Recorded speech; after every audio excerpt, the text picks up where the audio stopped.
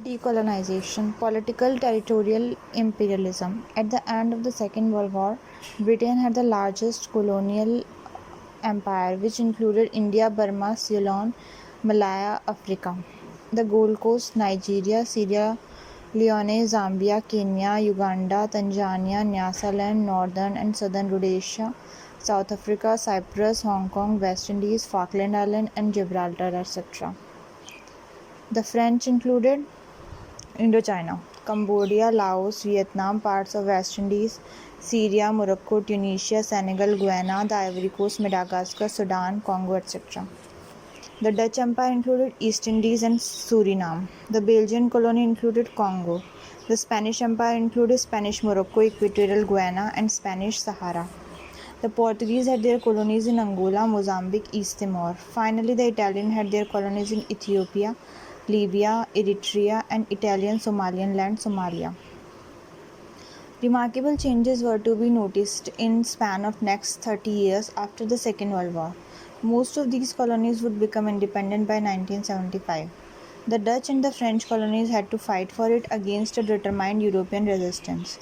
In some areas, for example Algeria, Kenya, Uganda, Rhodesia, an additional element created roadblock for independence, and this element was the population of white settlers, who under the apprehension of losing their special rights and privileges vehemently resisted the independence movement and establishment of the black majority rule.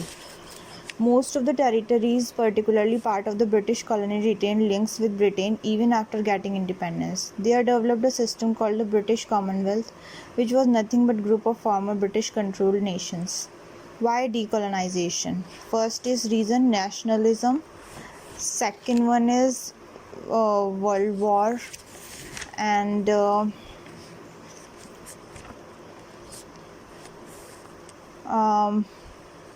economic hardship and outside pressure. So first was nationalism.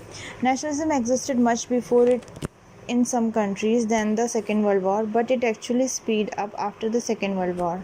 Although the Western European countries colonizers were in the habit of boasting to have brought out Western civilization, science and philosophy, modern and scientific outlook into the complete barbaric medieval parts of the world, colonies, so it was more a favor on the people of colonies than these countries came to these areas. However, by the end of Second World War, as the nationalism became strong, many nationalist leaders could understand the actual character of the colonial rule, that is to extract the maximum economic benefits for the mother country. In India, the early moderate Congress leaders like Dadabhai Naoroji and R.C. Dutt showed to the entire world how systematically a flight of Indian capital took place to Britain annually. The theory of drain of wealth, as it has come to be known, it was true to all colonies, and it actually exposed the exploitative character of the European rule over colonies. However, the tides of nationalism was not uniformly strong everywhere.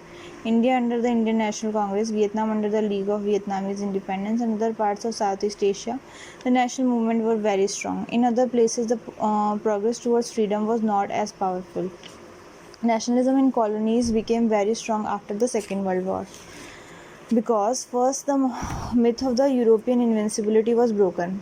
The Japanese aggression during Second World War resulting into capturing the territories of Malaya, Singapore, Hong Kong and Burma after defeating the British forces, East Indies defeating the Dutch forces, and Indochina by defeating the French forces. Some of these colonies resisted the Japanese aggression then and continued to fight for independence after the withdrawal of Japanese forces. Second, another impact of Second World War on growing national movement of growing awareness of social and political matters in the people of the colonies. Many native peoples from Asia and Africa participated in the Second World War alongside European powers and came to realize the sharp difference which existed socially and politically in these colonies and their countries for which they fought. Third, wartime promises made by European powers in an attempt to mobilize support of their colonies to their war efforts.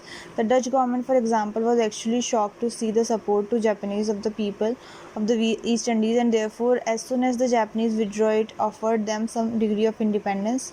Similarly, the Atlantic Charter 1941, which was Joint Anglo-American Declaration, talked about a nation should not expand by taking territory of the other nation. B.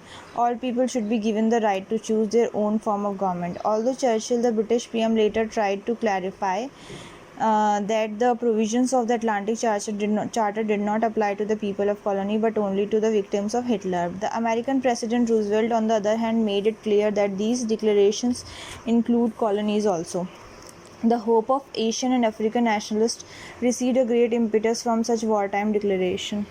Second, decolonization also started due to the war-borne economic hardships and deficiencies in major colonial powers of Europe.